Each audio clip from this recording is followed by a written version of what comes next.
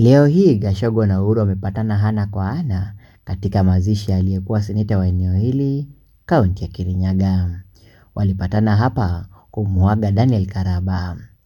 Rais huyo wa zamani akizungumza kwa lugha ya Kikuyu alieleza umuhimu wa kusikiza maoni ya wananchi wa eneo hilo.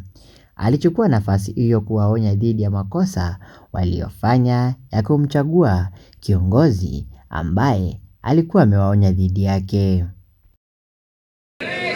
Niegu andu a Kirinyaga mwirumie naguo munyitane no uguo ndiraigua ground munyitiririo hau ndiraigua nie to no kuigua ndiraigua naguo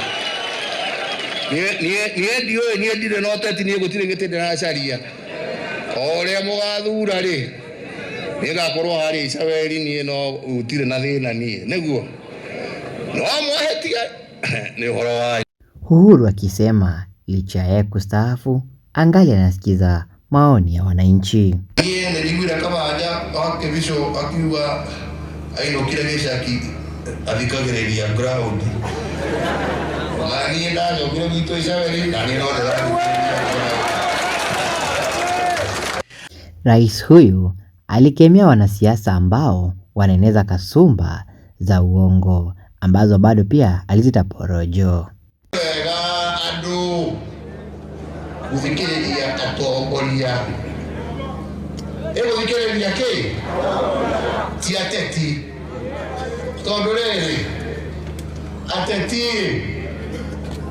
nige metagwo ateti makoragwo na uki wa rurimi na no ndamwirire no ni uhoro wanyu. Papo hapo aliwaonya viongozi wa kidini dhidi ya kuwapotosha waumini wa dini.